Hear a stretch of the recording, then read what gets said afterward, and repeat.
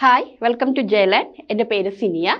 നമ്മൾ ഇന്ന് ഡിസ്കസ് ചെയ്യാനായിട്ട് പോകുന്നത് സൈക്കോളജിയിൽ വരുന്ന കാറ്റഗറി 1 കേറ്ററ്റിലെ സിലബസിൽ സൈക്കോളജി പോർഷനിൽ വരുന്ന ഇമ്പോർട്ടൻ്റ് ആയിട്ടുള്ള കാര്യങ്ങൾ എന്തൊക്കെയാണ്, ആ ഒരു സിലബസ് ആണ് നമുക്ക് ജസ്റ്റ് ഒന്ന് ഡിസ്കസ് ചെയ്യാനായിട്ടുള്ളത്. സൈക്കോളജിയിൽ കാറ്റഗറി 1 എന്ന ഒരു ഇതിൽ വരുമ്പോൾ അതായത് കേറ്ററ്റ് 1 കാറ്റഗറിയിലേക്ക് നമ്മൾ വരുമ്പോൾ നമുക്ക് 1ാം ക്ലാസ് മുതൽ 4ാം ക്ലാസ് വരെയുള്ള കുട്ടികളെയാണ് പഠിപ്പിക്കേണ്ടത്, അല്ലേ? അതിലേക്കുള്ള ടീച്ചറായിട്ടുള്ള ആ ഒരു ഇതിലേക്ക് വേണ്ടിയാണ് നമ്മൾ പഠിക്കുന്നത്. അപ്പോൾ അതുകൊണ്ട് തന്നെ നമ്മൾ കൂടുതലായിട്ട് ഇമ്പോർട്ടൻസ് കൊടുക്കുന്നത് കുട്ടികളുടെ ഡെവലപ്മെൻറ്റുമായി ബന്ധപ്പെട്ട കാര്യങ്ങൾക്കായിരിക്കും. അതായത് കുഞ്ഞു കുട്ടികളെ ആയിരിക്കും കൂടുതലായിട്ട് കോൺസെൻട്രേറ്റ് ചെയ്തത്. അപ്പോൾ ആദ്യമായിട്ട് നമുക്ക് അതിൽ പഠിക്കാനായിട്ട് വരുന്ന പോർഷൻ എന്ന് പറഞ്ഞാൽ ചൈൽഡ് ഡെവലപ്മെൻറ്റ് ആൻഡ് പെഡഗോഗി, അതായത് ചൈൽഡിന്റെ ഡെവലപ്മെന്റുമായി ബന്ധപ്പെട്ട കാര്യങ്ങൾ. അപ്പോൾ അത് എന്തൊക്കെയാ വരുന്നത്? ചൈൽഡിന്റെ, അതായത് 15 മാർക്കിനായിരിക്കും ആ ഒരു ഭാഗത്ത് നിന്ന് നമുക്ക് വരുന്ന ക്വസ്റ്റ്യൻ. അതായത് ചൈൽഡ് ഡെവലപ്മെന്റ് ആൻഡ് പെഡഗോഗി എന്ന് പറഞ്ഞ ആ ഒരു പോർഷനിൽ നിന്നും നമുക്ക് പ്രതീക്ഷിക്കുന്ന മാർക്ക് എത്രയാണ്? 15 മാർക്കാണ്. ഈ 15 മാർക്ക് ഏതൊക്കെയാണ് വരുന്നതെന്ന് ചോദിച്ചാൽ child development and learning, methods of studying child behaviour, അതായത് കുട്ടികളുടെ ബിഹേവിയറിനെ കുറിച്ച് അറിയാനായിട്ട്, അതായത് ഒരു 6 മുതൽ ഒരു 10 വയസ്സ് വരെ ആ ഒരു പ്രായത്തിലുള്ള കുട്ടികളാണല്ലോ നമുക്ക് ഈ LP ലെവലിൽ വരുന്നത്. അപ്പോൾ ആ കുട്ടികളുടെ സ്റ്റഡി എങ്ങനെയാണ്, അവരുടെ ബിഹേവിയർ എങ്ങനെയാണ്, അവർക്ക് എന്തൊക്കെ മെത്തേഡുകൾ നമുക്ക് യൂസ് ചെയ്യണം, അതിനെക്കുറിച്ചുള്ള ഒരു പഠനമായിരിക്കും അവിടെ വരുന്നത്. അപ്പോൾ അതിൽ ഏതൊക്കെയാണ് വരുന്നത്? ഒബ്സർവേഷൻ പഠിച്ചിട്ടുണ്ട്, അല്ലേ? നമ്മൾ TTC പഠിക്കുമ്പോഴും B.Ed ഒക്കെ പഠിക്കുമ്പോഴും പഠിച്ചിട്ടുള്ള കാര്യമാണ്. ഒബ്സർവേഷൻ ചെയ്യുക, കേസ് സ്റ്റഡി നടത്തുക, ഇൻ്റർവ്യൂ ചെയ്യുക, അല്ലെങ്കിൽ സൈക്കോളജിക്കൽ ടെസ്റ്റ് യൂസ് ചെയ്യുക. അപ്പോൾ ഈ ഒരു പോർഷനിൽ നിന്ന് വളരെ ഇമ്പോർട്ടൻ്റ് ആയിട്ടുള്ള ക്വസ്റ്റ്യൻസുകൾ നമ്മൾ പ്രതീക്ഷിക്കണം. കണ്ടോ? അതായത് നിരീക്ഷണം, കേസ് സ്റ്റഡി, അഭിമുഖം, സൈക്കോളജിക്കൽ ടെസ്റ്റുകൾ തുടങ്ങിയ, അതായത് മലയാളത്തിൽ ഉണ്ടാവുന്നത്. അപ്പോൾ അതിൽ നിന്ന് വരുന്ന ഈ ഒബ്സർവേഷൻ മേഖലയിൽ നിന്ന്, അതുപോലെ തന്നെ കേസ് സ്റ്റഡി എന്താണ്, അതിൻ്റെ പ്രാധാന്യം എന്താണ്, അതെങ്ങനെയാണ് നമ്മൾ ചെയ്യുന്നത്, അഭിമുഖം ഇൻ്റർവ്യൂസ് എങ്ങനെയാണ്, ഇനി എന്തെല്ലാം സൈക്കോളജിക്കൽ ടെസ്റ്റുകൾ അതിലുണ്ട്, അതെല്ലാം നമ്മൾ എന്ത് ചെയ്യണം? പഠിക്കേണ്ടതുണ്ട്. ഇനി അടുത്തതാണ് concept of development infancy and early childhood. അതായത് കാറ്റഗറി 1 നമുക്ക് അങ്ങനെയാണല്ലോ, ഏർലി ചൈൽഡ്ഹുഡിലെ കുട്ടികളാണ് വരുന്നത്. അപ്പോൾ അവരുടെ ഒരു രീതി എങ്ങനെയാണ്, അതോടൊപ്പം തന്നെ മിഡിൽ ചൈൽഡ്ഹുഡ് വരുന്ന കുട്ടികൾ എങ്ങനെയാണ്, അഡോളസെൻസ് എന്ന് പറഞ്ഞത് നമുക്ക് ഈ കാറ്റഗറിയിൽ വലിയ ഇമ്പോർട്ടൻ്റ് ആയിട്ട് വരുന്നില്ലെങ്കിൽ കൂടിയും കുട്ടികളുടെ ഒരു വളർച്ചയുമായി ബന്ധപ്പെട്ട കാര്യങ്ങളായതുകൊണ്ട് തന്നെ അഡോളസെൻസിൽ നിന്നും പ്രതീക്ഷിക്കണം. അഡൽട്ട്ഹുഡ്, ഓൾഡ് ഏജ്, ഇതൊക്കെയാണ് ഈ ഡെവലപ്മെന്റ് ആൻഡ് ഇൻഫാൻസി ആൻഡ് ചൈൽഡ്ഹുഡിൽ വരുന്ന കാര്യങ്ങൾ. അതായത് ഇത്രയും നമ്മൾ എന്ത് ചെയ്യണം?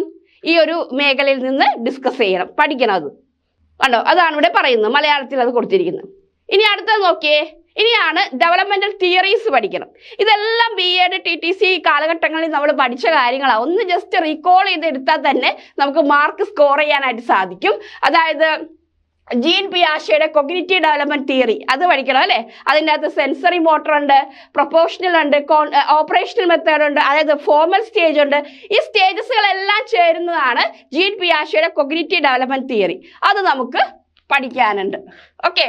പിന്നെ എറിക്സന്റെ എന്താണ് സൈക്കോ സോഷ്യൽ ഡെവലപ്മെന്റ് തിയറി. ഓർക്കുക, ഇതൊക്കെ നമ്മൾ പഠിച്ചിട്ടുള്ള കാര്യമാണ്. ഇതൊക്കെ ഒന്ന് റീകോൾ ചെയ്തെടുക്കണം, അല്ലേ? ട്രസ്റ്റ്, മിസ്ട്രസ്റ്റ്, ഇൻഫാൻസി, അങ്ങനെയുള്ള കാര്യങ്ങൾ 8 സ്റ്റേജസുകളൊക്കെ പറയുന്ന ആ ഒരു തിയറി, അതായത് സൈക്കോ സോഷ്യൽ ഡെവലപ്മെന്റ് തിയറി, അത് ആരുടെ തിയറിയാണ്?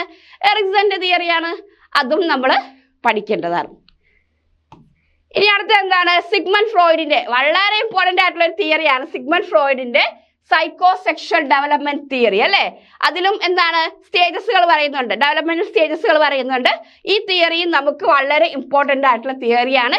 ഇതിൽ നിന്നും എന്ത് ചെയ്യാറുണ്ട്? ക്വസ്റ്റ്യൻസ് വരാറുണ്ട്.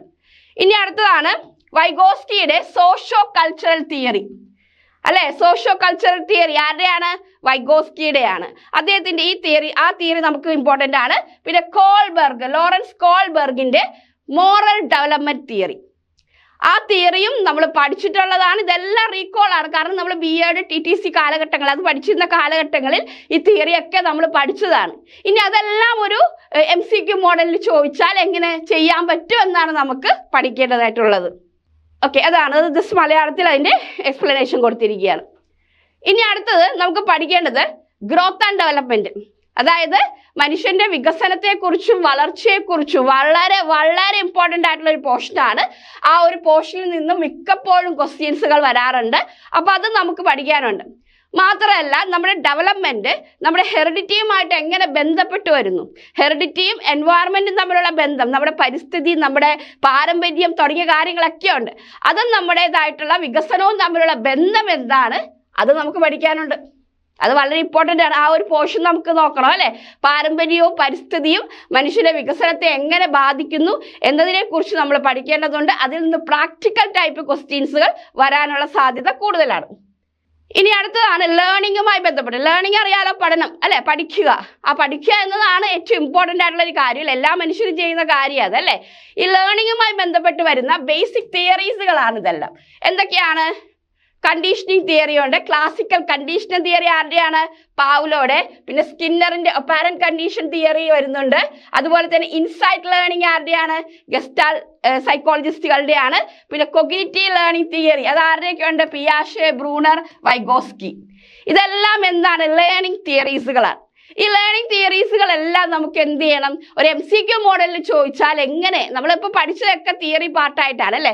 എക്സാം B.Ed എഴുതിയാലും TTC ചെയ്തതൊക്കെ അതിൻ്റെയൊക്കെ ക്വസ്റ്റ്യൻ പേപ്പർ എങ്ങനെയാണ്? അതെല്ലാം വന്നിരിക്കുന്നത് തിയറി പാർട്ട് പോലെ ക്വസ്റ്റ്യൻസുകളാണ്. പക്ഷെ MCQ മോഡൽസിൽ ഇതിൽ നിന്ന് ചോദിക്കാൻ സാധ്യതയുള്ള ക്വസ്റ്റ്യൻസ് എല്ലാം നമുക്ക് എന്ത് ചെയ്യണം?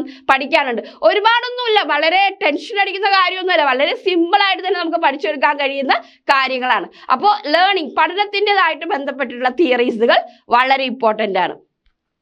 ഇനി അടുത്തതാണ് ലേണിങ്ങും ലേണറും തമ്മിലുള്ള റിലേഷൻഷിപ്പ് നമ്മൾ പഠിക്കണം. അതായത് ഇവിടെ പറയുന്നത് എന്താണ്? വികസനവും പഠനവും തമ്മിലുള്ള ബന്ധം എന്താണ്, എന്താണ് ഡെവലപ്മെന്റ് എന്ന് നമ്മൾ പഠിച്ചു, എന്താണ് ലേണിംഗ് എന്നും നമ്മൾ പഠിക്കുന്നുണ്ട്. ഇനിയിവ തമ്മിലുള്ള ബന്ധത്തെക്കുറിച്ച് നമ്മൾ എന്ത് ചെയ്യണം? പഠിച്ചിരിക്കണം. ഓക്കെ. അതുകൂടാതെ ഈ പറയുന്ന പിയാഷെ, കോൾബെർഗ്, വൈഗോസ്കികളുടെയൊക്കെ, അദ്ദേഹത്തിൻ്റെയൊക്കെ, അതായത് ഈ പറയുന്ന വ്യക്തികൾ കോൾബെർഗിൻ്റെയും വൈഗോസ്കിയുടെയൊക്കെ ഈ ലേണിങ്ങും അതുപോലെ തന്നെ വരുന്ന ഈ ഒരു ഡെവലപ്മെന്റ് തമ്മിലുള്ള ബന്ധത്തെക്കുറിച്ച് അവർ പറയുന്നുണ്ട്. അതെന്താണ് എന്നത് നമ്മൾ എന്ത് ചെയ്യണം? ഡിസ്കസ് ചെയ്യേണ്ടതാണ്. ഓക്കെ, അത്രയാണ് ഞാൻ ഒരു പോർഷനിൽ നമുക്ക് വരുന്നത്. ഇനി കൂടുതലായിട്ട് പ്രാക്ടിക്കൽ ടൈപ്പ് എന്ന് പറഞ്ഞാൽ ഒരു കറന്റ് സിറ്റുവേഷൻ തന്നുകൊണ്ടിട്ട് ഈ സിറ്റുവേഷനിൽ എങ്ങനെയാണ് സംഭവിക്കുന്നത് അങ്ങനെയുള്ളൊരു രീതിയിൽ വരുന്ന കുറച്ച് ക്വസ്റ്റ്യൻസുകൾ നമ്മൾ ഈ കുട്ടികളുമായി ബന്ധപ്പെട്ട മേഖലയിൽ നിന്ന് പ്രതീക്ഷിക്കണം. ഈ ഒരു കോൺസെപ്റ്റിൽ നിന്ന് പ്രതീക്ഷിക്കണം. അങ്ങനെ വരുമ്പോൾ എന്തൊക്കെയാണ്? Centered and progressive education, active based method, teaching and ലേണിങ്ങിന് എന്തൊക്കെ മെത്തേഡുകൾ യൂസ് ചെയ്യാം? നമ്മൾ ടീച്ചേഴ്സ് ആണല്ലേ, ടീച്ചേഴ്സിന് എന്തൊക്കെയുണ്ട്? ഒരുപാട് മെത്തേഡുകളുണ്ട് കുട്ടികളെ പഠിപ്പിക്കാനായിട്ട്. അപ്പോൾ ആ മെത്തേഡുകൾ എന്തൊക്കെയാണ്? പ്രോബ്ലം സോൾവിങ് ലേണിംഗ്, ഒരു പ്രോബ്ലം വന്നാൽ കുട്ടികൾ എങ്ങനെ സോൾവ് ചെയ്യണമെന്ന് അവർ പഠിപ്പിച്ചു കൊടുക്കേണ്ടത് ആരാണ്? ടീച്ചറാണ്. അപ്പോൾ അങ്ങനെയുള്ള മേഖലകളിൽ നിന്നുള്ള പ്രാക്ടിക്കൽ ടൈപ്പ്, അതായത് ഒരു കറന്റ് സിറ്റുവേഷൻ തന്നിട്ട് ഈ സിറ്റുവേഷനിൽ എങ്ങനെയാണ് അത് വരുന്നത് അങ്ങനെയുള്ള ക്വസ്റ്റ്യൻസുകൾ നമ്മൾ ഇതിൽ നിന്ന് പ്രതീക്ഷിക്കണം. ഇനി അടുത്തത് നോക്കിയേ. അടുത്തത് GNX, അതൊരു general intelligence and specific intelligence, അങ്ങനെ വരുന്ന ഒരു തിയറി ഉണ്ട് അല്ലെ. അതായത് നമ്മുടെ ഇന്റലിജൻസ് ഉണ്ടല്ലോ, ബുദ്ധിശക്തി, അതുമായി ബന്ധപ്പെട്ട് വരുന്ന കുറച്ച് ക്വസ്റ്റ്യൻസുകൾ നമുക്ക് പഠിക്കാറുണ്ട്. അതിൽ ഈ പറയുന്ന ഗിൽഫോർഡിന്റെ സ്ട്രക്ചേഴ്സ് ഓഫ് ഇന്റലക്ച്വൽ മോഡൽ അത് നമുക്ക് പഠിക്കാനുണ്ട്. പിന്നെന്താണ് അടുത്തത്? പ്രൈമറി മെന്റൽ എബിലിറ്റി തിയറി പഠിക്കാനുണ്ട്. ഇതൊക്കെ എന്ന് വെച്ചാൽ ഇന്റലിജൻസുമായി ബന്ധപ്പെട്ട് മനുഷ്യന്റെ ബുദ്ധിശക്തി, മനുഷ്യരെന്ന് ഉദ്ദേശിക്കുന്നത് നമുക്ക് കുഞ്ഞുങ്ങൾ അല്ലെ, കുട്ടികളുടെ ബുദ്ധിശക്തിയുമായി ബന്ധപ്പെട്ട് വരുന്ന ഈ പോർഷനിൽ നിന്നുള്ള തിയറീസ് പാർട്ടുകളിൽ നിന്നുള്ള practical type question, MCQ questions, അതൊക്കെയാണ് നമുക്ക് ഡിസ്കസ് ചെയ്യാനുള്ളത്. ഇനി അടുത്തത് ലാംഗ്വേജ് ആൻഡ് തോട്ട്, ഭാഷ. ഒരു കുട്ടിയുടെ വികസനത്തിൽ ഏറ്റവും കൂടുതൽ ബാധിക്കുന്ന ഒരു കാര്യമാണ് എന്തെന്ന്? ഭാഷ എന്ന് പറയുന്നത് അല്ലേ. നമ്മുടെ ഭാഷ എങ്ങനെയാണ്? നമ്മുടെ ചെറുപ്പം മുതൽ കേട്ട്, ഏത് ഭാഷയിലാണ്? മലയാളം ആണെങ്കിൽ മലയാളം, തമിഴാണെങ്കിൽ തമിഴ്, തെലുങ്കാണെങ്കിൽ തെലുങ്ക്, നമ്മൾ ഏത് ഭാഷയാണോ കേട്ട് വളരുന്നത് ആ ഭാഷയ്ക്കാണ് നമ്മൾ ഇമ്പോർട്ടൻസ് കൊടുക്കുന്നത്. അപ്പൊ ഭാഷയും ചിന്തയും തമ്മിലുള്ള ബന്ധം, ലാംഗ്വേജ് ആൻഡ് തോട്ടിനെ കുറിച്ച് നമ്മൾ പഠിച്ചിരിക്കണം. അപ്പൊ അതുമായി ബന്ധപ്പെട്ടിട്ട് ആരാ പറഞ്ഞിരിക്കുന്നത്? പിയാഷയുടേതുണ്ട്, അതോടൊപ്പം തന്നെ ചോംസ്കിയുടെ ഉണ്ട്, വൈഗോസ്കിയുടെ ഉണ്ട്. ഇവരുടെതൊക്കെ ആയിട്ടുള്ള കുറച്ച് ഭാഷയെക്കുറിച്ച് അവർ പറഞ്ഞിട്ടുള്ള കാര്യങ്ങൾ ഒരുപാടൊന്നുമില്ല, വളരെ കുറച്ചുള്ളൂ. പക്ഷെ അത് നമ്മൾ അറിഞ്ഞിരിക്കണം. അത് പ്രാക്ടിക്കൽ ടൈപ്പ് ആയിട്ടും അതോടൊപ്പം തന്നെ തിയറിയിൽ MCQ മോഡലായിട്ടൊക്കെ ചോദിക്കുന്ന ക്വസ്റ്റ്യൻസ് ആണ്. അത് നമുക്ക് ഡിസ്കസ് ചെയ്യാനുണ്ട്. ഇനി അടുത്തത് ജെൻഡർ റോളിനെ കുറിച്ച്, അല്ലെ? ആൺ പെൺ വ്യത്യാസം എന്താണ്, അതിൻ്റെതായിട്ടുള്ള കാര്യങ്ങൾ അത് നമുക്ക് പഠിക്കാനുണ്ട്. പിന്നെ ലേണേഴ്സ് ഡിഫറെൻ്റ് ആണ് അല്ലേ? എല്ലാ ലേണേഴ്സും ഒരുപോലെയാണോ? അല്ല. നന്നായിട്ട് പഠിക്കുന്ന കുട്ടികളുണ്ട്, പഠിക്കാൻ കുറച്ച് ബുദ്ധിമുട്ടുള്ള കുട്ടികളുണ്ട്. അങ്ങനെ മനസ്സിലാക്കി അവരുടേതായിട്ടുള്ള കാര്യങ്ങൾ അനുസരിച്ച് പഠിപ്പിക്കുക. പിന്നെ ലാംഗ്വേജ്, കാസ്റ്റ്, ക്രീഡ്, ജെൻഡർ അതൊന്നും നോക്കാതെ, കമ്മ്യൂണിറ്റി, റിലീജിയൻ ഒന്നുമില്ലാതെ കുഞ്ഞുങ്ങളെ എങ്ങനെ പഠിപ്പിക്കാം, അതിനെക്കുറിച്ച് വരുന്ന തിയറി പാർട്ടിൽ നിങ്ങൾ MCQ നമുക്ക് വേണം. പിന്നെ എന്താണ് അസസ്മെന്റ് ഫോർ ലേണിംഗ്, അതുപോലെ അസസ്മെന്റ് ഓഫ് ലേണിംഗ്, അതുപോലെ തന്നെ സ്കൂൾ ബേസ്ഡ് അസസ്മെന്റ് എന്താണ് തുടങ്ങിയ കാര്യങ്ങളുണ്ടല്ലോ. അതൊക്കെ ജസ്റ്റ് റീകോൾ ചെയ്യുക, അതൊക്കെ നമ്മൾ പഠിച്ച കാര്യങ്ങളാണ്.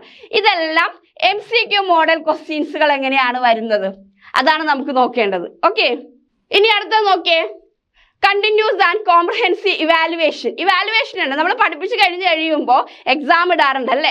എക്സാം ഇട്ട് കഴിയുമ്പോൾ നമ്മൾ അത് ഇവാലുവേഷൻ ചെയ്യാറുണ്ട്, അതിൻ്റെ മൂല്യനിർണ്ണയം നടത്താറുണ്ട്. അപ്പോൾ അതിൽ ഏതൊക്കെ ഗ്രേഡിംഗ് കൊടുക്കുന്നു, ഗ്രേഡിങ്ങിൻ്റെ ഇമ്പോർട്ടൻസ് എന്താണ്, അതെങ്ങനെയാണ് വരുന്നത്, പിന്നെ പേഴ്സണാലിറ്റി ഡെവലപ്മെൻറ്റുമായി ബന്ധപ്പെട്ട കാര്യങ്ങൾ, ഡിഫൻസ് മെക്കാനിസം നമ്മൾ പഠിച്ചിട്ടുണ്ട് അല്ലെ, അഡ്ജസ്റ്റ്മെൻറ്റ്, മാൽ അഡ്ജസ്റ്റ്മെൻറ്റ്, അതൊക്കെ നമ്മൾ പഠിച്ചിട്ടുള്ള കാര്യങ്ങളാണ്. അപ്പോൾ അതൊക്കെ ഒന്നും കൂടി ജസ്റ്റ് MCQ മോഡലിൽ വന്നു കഴിഞ്ഞാൽ എങ്ങനെയായിരിക്കും, അതാണ് നമുക്ക് കേട്ടറ്റിൽ വരുന്നത്. അപ്പോൾ ആ ഒരു കാര്യം നമുക്ക് നോക്കണം. അഡ്ജസ്റ്റ്മെന്റ് മെക്കാനിസം പഠിക്കണം, അതായത് ഡിഫൻസ് മെക്കാനിസം പഠിക്കണം. ഇതൊക്കെ തിയറി പാർട്ടുകളായിട്ടാണ് കൂടുതലായിട്ട് വരുന്നത്. MCQ മോഡലിൽ വരുമ്പോൾ തിയറി പാർട്ടാണ്. പക്ഷേ ഈ മെക്കാനിസം വരുമ്പോൾ ചിലതൊക്കെ 1-2 ക്വസ്റ്റ്യൻസ് ഒക്കെ നമുക്ക് പ്രാക്ടിക്കൽ ടൈപ്പായിട്ട് ചോദിക്കാനുള്ള സാധ്യതയുണ്ട്. അത് നമ്മൾ ചെയ്യുമ്പോൾ അത് മനസ്സിലാവും.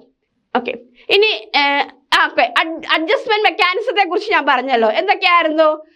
Repression, projection, identification, rationalism, sublimation and compensation, regression, aggression തുടങ്ങിയ കാര്യങ്ങളൊക്കെ ഉണ്ടല്ലേ. ഇതിനെ മലയാളം നിങ്ങൾ നോക്കി വെക്കണം, കാരണം മലയാളത്തിൻ്റെതായിട്ടുള്ള ഒരു ഇമ്പോർട്ടൻ്റ് ഉണ്ട്. കാരണം സബ്ലിമേഷൻ എന്നൊക്കെ പറയുമ്പോൾ കണ്ടോ, ഉദാത്തീകരണം, ഈ വേർഡൊക്കെ കേട്ടിട്ടുണ്ടോ?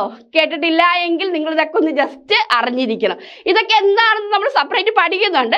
ഇതിൽ നിന്നും പ്രാക്ടിക്കൽ ടൈപ്പ് ക്വസ്റ്റ്യൻസ് ഒക്കെ വരാം. ഏതെങ്കിലും ഒരു കുട്ടിയുടെ പേരൊക്കെ തന്നിട്ട് ഒരു സിറ്റുവേഷൻ ഒക്കെ പറഞ്ഞിട്ട് ഈ കുട്ടി ഏത് സ്റ്റേജ് അല്ലെങ്കിൽ ഏത് മെക്കാനിസമാണ് യൂസ് ചെയ്തത്, അങ്ങനെയൊക്കെയുള്ള ക്വസ്റ്റ്യൻസ് ഒക്കെ നമുക്ക് പ്രതീക്ഷിക്കാം. ഇനി അടുത്തത് ബി സെക്ഷനിലേക്ക് വരുമ്പോൾ 5 ക്വസ്റ്റ്യൻസുകൾ അല്ലെങ്കിൽ 5 മാർക്കിന്റെ ക്വസ്റ്റ്യൻസ് ആണ് വരുന്നത്. 15 മാർക്കിന് നമ്മൾ പറഞ്ഞു കഴിഞ്ഞു. ഇനി 5 മാർക്കിന്റെ ക്വസ്റ്റ്യൻസ് വരുമ്പോൾ ഇവിടെ നിന്ന് വരുന്നത് നോക്കിയേ, concept of inclusive education and understanding children with special needs. ചില കുട്ടികൾക്ക് സ്പെഷ്യൽ നീഡ് വേണ്ട കുട്ടികളില്ലേ, അവരും കുട്ടികൾ തന്നെയാണല്ലോ, അവരെ പഠിക്കേണ്ടതാണല്ലോ, അവർക്കും വിദ്യാഭ്യാസം വേണോ അല്ലേ, എല്ലാവരും നോർമൽ പോലെയല്ല.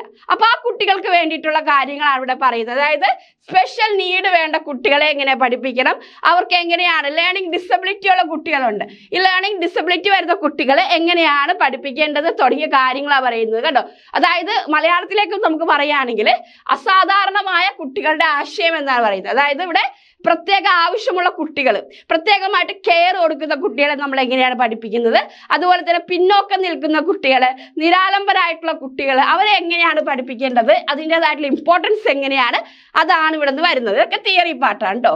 പിന്നെ പഠന വൈകല്യങ്ങളുണ്ടല്ലേ, അതായത് ഈ ഡിസ്ലെക്സിയ, ഡിസ്ഗ്രാഫിയ, ഡിസ്കാൽക്കുലിയ, കാൽക്കുലിയ എന്നൊക്കെ പറഞ്ഞാൽ എന്താണ്, കണക്കൊക്കെ നന്നായിട്ട് ചെയ്യാൻ അറിയാത്ത കുട്ടികളൊക്കെയാണ്.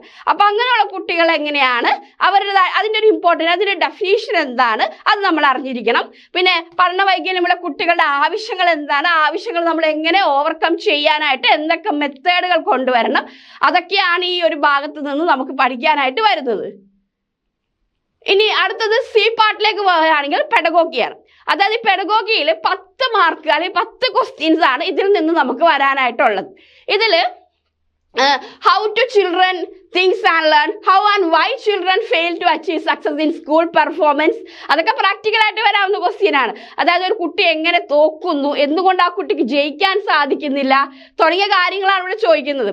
അതുകൂടാതെ ഈ പഠനത്തിന് ഒരു ഇമ്പോർട്ടൻസ് കൊടുക്കാനായിട്ട് different factors influence learning and achievement, basic process of teaching and learning തുടങ്ങിയ ഇതൊക്കെ നമുക്ക് പ്രാക്ടിക്കൽ ടൈപ്പായിട്ട് വരുന്നതാണ്. അപ്പോൾ ഇതൊക്കെ നിങ്ങൾ ജസ്റ്റ് ചെയ്തിട്ടില്ലെങ്കിൽ നമ്മൾ ക്ലാസ് എടുക്കുമ്പോഴും അത് പറഞ്ഞു തരുമ്പോഴും MCQ ചെയ്യുമ്പോഴൊക്കെ നിങ്ങൾക്ക് ഇത് വളരെ ഈസി ആയിട്ട് മാറും. അതായത് നമ്മുടെ ഒരു ടീച്ചർ എന്ന രീതിയിൽ നമ്മുടെ വിവേകബുദ്ധി എങ്ങനെയാണ്, ഒരു സിറ്റുവേഷൻ വന്നാൽ ടീച്ചർ അത് എങ്ങനെ ഓവർകം ചെയ്യാൻ സാധിക്കും, അതുമായി ബന്ധപ്പെട്ടുള്ള പ്രാക്ടിക്കൽ ടൈപ്പ് ക്വസ്റ്റ്യൻസ് ആണ് ഈ ഒരു മേഖലയിൽ നിന്ന് നമുക്ക് പ്രതീക്ഷിക്കേണ്ടത്. ഇനി അടുത്തത് alternative concept of learning in children. അതായത് ഇവിടെ കുട്ടികൾക്ക് പഠിക്കാനായിട്ടുള്ള മറ്റ് ആശയങ്ങൾ എന്ന രീതിയിൽ, അതായത് കുട്ടികൾക്ക് പിശക് വരും അല്ലെ തെറ്റുകൾ വരുമ്പോൾ ആ തെറ്റൊക്കെ ഓവർകം ചെയ്യാനായിട്ടുള്ള മെത്തേഡുകൾ എന്തൊക്കെയാണ്. ഇതൊക്കെ ജസ്റ്റ് പ്രാക്ടിക്കൽ ടൈപ്പാണ് കേട്ടോ. ഇതൊന്നും തിയറി പാർട്ടായിട്ടൊന്നും ചോദിക്കാനൊന്നും സാധ്യതയില്ലാത്ത മേഖലകളാണ്. പക്ഷെ പ്രാക്ടിക്കൽ ടൈപ്പ് ചോദിച്ചു കഴിഞ്ഞാൽ നമുക്ക് കൺഫ്യൂഷൻ വരും. പക്ഷെ അത് നമ്മൾ ചെയ്ത് കഴിഞ്ഞാൽ, നമ്മൾ അതിൻ്റെ ഒരു റിവിഷനൊക്കെ നടത്തി അതൊക്കെ ഒന്ന് വർക്കൗട്ട് ചെയ്ത് കഴിഞ്ഞാൽ വളരെ ഈസി ആയിട്ട് ചെയ്യാൻ പറ്റുന്ന, മാർക്ക് സ്കോർ ചെയ്യാൻ പറ്റുന്ന ഒരു മേഖലയാണ്. ഇനി അടുത്തത് cognitive and emotion. Cognition and emotion. അതായത് ഇമോഷൻ എന്ന് പറഞ്ഞാൽ എന്താണ്? നമ്മുടെ വൈകാരികമായിട്ടുള്ള ചിന്താഗതി അല്ലേ? ആ വൈകാരികമായിട്ടുള്ള ചിന്താഗതികൾ എന്തൊക്കെയാണ്, അതിനെക്കുറിച്ച് ബ്രിഡ്ജ് എന്ന് പറഞ്ഞാൽ ഒരു വ്യക്തിയാണ് അല്ലെ? ആ വ്യക്തി എന്താണ്, ആ ഒരു സൈക്കോളജിസ്റ്റ് കൊഗ്നിഷൻ എന്താണ് പറഞ്ഞിരിക്കുന്നത്, അതിന്റെ പ്രാധാന്യത്തെ കുറിച്ച് എന്താ പറഞ്ഞിരിക്കുന്നത്. മോട്ടിവേഷൻ എന്ന് പറഞ്ഞാൽ അഭിപ്രേരണ അല്ലെ? പ്രേരണ. ആ മോട്ടിവേഷൻ എന്താണ്, അത് എങ്ങനെയാണ് മോട്ടിവേറ്റ് ചെയ്യേണ്ടത്, ആ ഒരു മേഖലയിൽ നിന്നും നമുക്ക് എന്ത് പ്രതീക്ഷിക്കാം? ക്വസ്റ്റ്യൻസ് പ്രതീക്ഷിക്കാം. ഈ ഒരു പോർഷനും നമ്മൾ ഡിസ്കസ് ചെയ്യേണ്ടതാണ്. ഓക്കെ. പിന്നെ ഈ ലേണിങ്ങിലേക്ക് എന്തെല്ലാം ഫാക്ടേഴ്സിന്റെ കോൺട്രിബ്യൂഷൻ ഉണ്ട്, അതായത് പേഴ്സണൽ എൻവയോൺമെന്റ്, അതായത് നമ്മുടെ പേഴ്സണൽ ലൈഫും നമ്മുടെ എൻവയോൺമെന്റും എങ്ങനെ ഒരു ലേണിങ്ങിലേക്ക് എത്തിക്കുന്നു, അത് ലേണിങ്ങിനെ എങ്ങനെ സഹായിക്കുന്നു, അതിന്റെ ഫാക്ടേഴ്സ് എന്താണ്, അതും നമ്മൾ ഡിസ്കസ് ചെയ്യേണ്ടതാണ്. ഓക്കെ. കണ്ടോ, ഈ തിയറി നിങ്ങൾ കണ്ടിട്ടുണ്ടോ? ഈ തിയറി വളരെ ഇമ്പോർട്ടൻ്റ് ആണോ, മിക്കപ്പോഴും ചോദിക്കുന്ന ഒരു തിയറിയാണിത്. അത്രയാണ് നമുക്ക് കാറ്റഗറി 1-ൽ നിന്ന് നമുക്ക് പഠിക്കാനുള്ളത്. ഇനി കേറ്ററ്റ് 2-ല്, കേറ്ററ്റ് 1-ഉം കേറ്ററ്റ് 2-ഉം ഓൾറെഡി ഒരേപോലെ തന്നെയാണ്, കുറച്ച് വ്യത്യാസങ്ങൾ മാത്രമേ ഉള്ളൂ. ഇപ്പൊ നമ്മൾ കേറ്ററ്റ് 1-ൽ പറഞ്ഞിട്ടുള്ള സെയിം മാറ്റേഴ്സ് തന്നെയാണ് കേറ്ററ്റ് 2-വിലും വരുന്നത്. പക്ഷെ കുറച്ചും കൂടെ, അതായത് ഇപ്പോൾ ഒരു 5, 6, 7 ക്ലാസ്സിലെ കുട്ടികളാണല്ലോ വരുന്നത്, അപ്പൊ കുറച്ചും കൂടെ ഒരു മാറ്റം വരുന്നു എന്ന് മാത്രമേ ഉള്ളൂ. അങ്ങനെ വരുമ്പോൾ ചൈൽഡ് ഡെവലപ്മെന്റ് എലമെന്ററി ചൈൽഡിലേക്ക് വരും, അല്ലാതെ ഇൻഫാൻസി ഒന്നും അല്ല, അതായത് ഇയർലി ചൈൽഡ്ഹുഡ് ഒന്നും അല്ല അവിടെ വരുന്നത്. ഇവിടെ വരുന്നത് എന്താണ്? എലമെന്ററി ചൈൽഡ് ആണ് വരുന്നത്. അപ്പൊ അവിടെ എന്താ വരുന്നത്? Concept of development and its relation with learning. ഇവരുടെ ഡെവലപ്മെന്റ് എങ്ങനെയാണ്, ലേണിംഗുമായിട്ട് ഇവരുടെ ബന്ധം എന്താണ്, ഇനി പ്രിൻസിപ്പിൾസ് ഓഫ് ഡെവലപ്മെന്റ് ഓഫ് ചിൽഡ്രന്റെ ഡെവലപ്മെന്റ് പ്രിൻസിപ്പിൾസ് എന്തൊക്കെയാണ്, തത്വങ്ങൾ എന്തൊക്കെയാണ്, ഹെറിഡിറ്റി ആൻഡ് എൻവയറമെന്റ്, ഹെറിഡിറ്റി ഏതാണ്, എൻവയറമെന്റ് എങ്ങനെയാണ് തുടങ്ങിയ കാര്യങ്ങൾ, സോഷ്യലൈസേഷൻ പ്രോസസ് എങ്ങനെയാണ്, സാമൂഹികപരമായിട്ടുള്ള പ്രവർത്തനങ്ങൾ എങ്ങനെയാണ്, പിന്നെ ഈ പിയാഷെ, കോൾബർഗ്, വൈഗോസ്കി അത് ഓൾറെഡി പഠിക്കണം നമ്മള്. പിന്നെ ചിൽഡ്രനെ കുറിച്ച്, അതായത് സെന്റർ ആൻഡ് പ്രോഗ്രസീവ് എഡ്യൂക്കേഷൻ എന്താണ്, ഇതൊക്കെ നമ്മൾ നേരത്തെ പഠിച്ച അതേ കാര്യം തന്നെയാണ്, അതൊന്ന് എലമെന്ററി സ്റ്റേജിലേക്ക് കൊണ്ടുവരണം. ഓക്കെ. അതായത് കുറച്ചും കൂടെ എന്ത് ചെയ്യണം, ഉയർത്തിക്കൊണ്ടുവരണം, ബാക്കിയൊന്നും വ്യത്യാസമൊന്നുമില്ല. പിന്നെ ഈ പറഞ്ഞ ലാംഗ്വേജിനെ കുറിച്ച് പഠിക്കണം, പിന്നെ ഇൻഡിവിജ്വൽ ഡിഫറൻസിനെ കുറിച്ച് നമ്മൾ അറിഞ്ഞിരിക്കണം, കണ്ടിന്യൂസ് ആൻഡ് കോംപ്രഹെൻസീവ് ഇവാലുവേഷനെ കുറിച്ച് പഠിക്കണം, നേച്ചർ ഓഫ് നമ്മുടെ മുൻപത്തെ അറിവ് എങ്ങനെയാണ്, മുൻപ് നമ്മൾ എങ്ങനെ അറിവുണ്ടായിരുന്നു, അതിനെ എങ്ങനെ നമുക്ക് ഉപയോഗിക്കാൻ തുടങ്ങിയതിനെ കുറിച്ച് അറിഞ്ഞിരിക്കണം. അതൊക്കെയാണ് ഇവിടെ വരുന്നത്. ഇതൊക്കെ സെയിം, സൈക്കോളജിയുടെ പോർഷൻസ് ഒക്കെ ഓൾറെഡി സെയിം തന്നെയാണ്, മാറ്റങ്ങളൊന്നുമില്ല. പക്ഷെ നമ്മുടെ ലെവൽ മാറുന്നതിനനുസരിച്ചിട്ടാണ്, കുട്ടികളുടെ ലെവലും മാറും അല്ലേ? ഇനി നമ്മളിപ്പോൾ കാറ്റഗറി 3-ലേക്കൊക്കെ പോവുകയാണെങ്കിൽ അവിടെ നമുക്ക് അഡോളസൻസിനെ കുറിച്ച് കൂടുതലായിട്ട് പഠിക്കേണ്ടതായിട്ട് വരും. അപ്പൊ ഇനി ഇവിടെ ഇതൊക്കെ ഒരു 15 മാർക്കിൽ നമ്മൾ പ്രതീക്ഷിക്കുന്ന ഒരു കാര്യമാണ്. ഇനി ഇൻക്ലൂസീവ് എഡ്യൂക്കേഷൻ എന്ന് പറഞ്ഞ് ഒരു 5 ക്വസ്റ്റ്യൻസ് നമുക്ക് നോക്കാം. അതുപോലെ ലേണിംഗ് ആൻഡ് പെഡഗോഗിയിൽ നിന്ന് ഒരു 10 ക്വസ്റ്റ്യൻ വരും. അങ്ങനെ ടോട്ടൽ ഒരു 15 ക്വസ്റ്റ്യൻ ഈ ഒരു മേഖലയിൽ നിന്ന് വരും. അതായത് അവിടെ നമുക്ക് പഠിക്കേണ്ടത് process of teaching and learning, cognitive process and emotion, motivation and learning, personality and adjustment. ഇതൊക്കെ നമ്മൾ കാറ്റഗറി 1-ലും പറഞ്ഞ കാര്യങ്ങളാണ്. ആ ഒരു മേഖലയിൽ നിന്ന് നമുക്ക് സൈക്കോളജിയിലേക്ക് നോക്കേണ്ടതായിട്ട് വരും. അപ്പൊ ഇത്രയാണ് വരുന്നത്. അതായത് കാറ്റഗറി 1-ഉം കാറ്റഗറി 2-ഉം ഓൾറെഡി ഒരുപാട് സെയിം ഉണ്ട്. കുറച്ച് മാറ്റങ്ങൾ എന്ന് പറഞ്ഞാൽ, ഒന്ന് ഇയർലി ചൈൽഡ്ഹുഡിൽ നിന്ന് നമ്മളൊരു എലമെന്ററി സ്റ്റേജ് വരെയൊക്കെ ചിന്തിക്കണം, ബാക്കിയൊക്കെ ഒരേപോലെയൊക്കെ തന്നെയാണ്. ഇനി കാറ്റഗറി 3-ലേക്കുള്ള സിലബസ് എടുക്കുമ്പോൾ ആ സിലബസിൽ അഡോളസൻസ് എന്ത് ചെയ്യുന്നുണ്ട്, കുറച്ചുകൂടി ഇമ്പോർട്ടൻ്റ് ആയിട്ട് വരുന്നുണ്ട്. കാരണം അത് അഡോളസൻസ് ആണ്, കൗമാരക്കാരെ പഠിപ്പിക്കേണ്ട ഒരു ടീച്ചറായിട്ടാണ് നമുക്ക് പോവേണ്ടത്. അപ്പൊ ആ ഒരു മേഖലയിലേക്ക് പോകുമ്പോൾ അതിനെക്കുറിച്ച് കൂടുതലായിട്ട് വരും. ബാക്കിയെല്ലാം ഓൾറെഡി എല്ലാം സെയിം തന്നെയായിരിക്കും. ഓക്കെ. അപ്പൊ ഇതാണ് കാറ്റഗറി 1-ന്റെയും 2-ന്റെയും സിലബസ് എന്ന് പറയുന്നത്. ഈ സിലബസ് കാണുമ്പോൾ ഒരുപാട് നമുക്ക് പഠിക്കാനുണ്ടെന്നൊന്നും ചിന്തിക്കേണ്ടതായിട്ടില്ല. സെയിം മാറ്റർ, അതായത് നമ്മൾ ഈ BEdനും TTCക്കൊക്കെ പഠിച്ച അതേ പോർഷൻ തന്നെ, സൈക്കോളജിയുടെ പോർഷനൊക്കെ ഒരു MCQ മോഡലിൽ വന്നാൽ എങ്ങനെ നമുക്ക് ചെയ്യാനായിട്ട് സാധിക്കും, ആ ഒരു കാര്യം മാത്രമേ ഉള്ളൂ. അത് വളരെ ഈസി ആയിട്ട് നമുക്ക് ചെയ്യാം. എന്താണ് തിയറി എന്ന് നമ്മളൊന്ന് മനസ്സിലാക്കി വെച്ചാൽ, അതൊന്ന് ക്യാച്ച് ചെയ്ത് വെച്ച് കഴിഞ്ഞാൽ ഈ MCQ മോഡലിൽ വരുന്ന ഈ കേറ്ററ്റിന്റെ എക്സാംസ് വളരെ ഈസി ആയിട്ട് തന്നെ നമുക്ക് പാസ്സാവാനായിട്ട് സാധിക്കും. ഓക്കെ, അപ്പൊ ഇതാണ് നമ്മുടെ സിലബസ്. ഇനി ഇതിൽ ഓരോ പോർഷൻസും നമുക്ക് അടുത്ത ക്ലാസ്സുകളിൽ ഇങ്ങനെ ഡിസ്കസ് ചെയ്ത് അതിന് MCQs ഒക്കെ ചെയ്ത് പോകുമ്പോൾ നമുക്ക് ഓരോ പോർഷനും വളരെ ഈസി ആവും, എക്സാം നന്നായിട്ട് എഴുതാനായിട്ട് സാധിക്കും. ഓക്കെ, അപ്പൊ നമ്മൾ ഈ ഒരു ക്ലാസ്സിൽ സിലബസ് ആണ് ഡിസ്കസ് ചെയ്തത് അല്ലേ, അതായത് സൈക്കോളജിയുമായി ബന്ധപ്പെട്ട് എന്തൊക്കെ സിലബസിൽ എന്തൊക്കെ ഇമ്പോർട്ടൻ്റ് ആയിട്ടുള്ള പോർഷൻസ് ഉണ്ടെന്ന് നമ്മൾ ഡിസ്കസ് ചെയ്ത് കഴിഞ്ഞു. ഇനി ഇതിൽ ഓരോ പോർഷൻസും നമുക്ക് എടുത്ത് പഠിക്കാനുണ്ട്, MCQs പഠിക്കാനുണ്ട്. അതൊന്നും വലിയ പാടോ ബുദ്ധിമുട്ടോ പെട്ടെന്ന് നമുക്ക് ക്യാച്ച് ചെയ്യാൻ പറ്റാതിരിക്കുന്നതോ ഒന്നുമല്ല, വളരെ ഈസി ആയിട്ടുള്ളതാണ്. അപ്പൊ നമുക്ക് അടുത്ത ക്ലാസ്സിൽ ഓരോ പോർഷൻസ് ആയിട്ട് വരാം. Okay, thank you.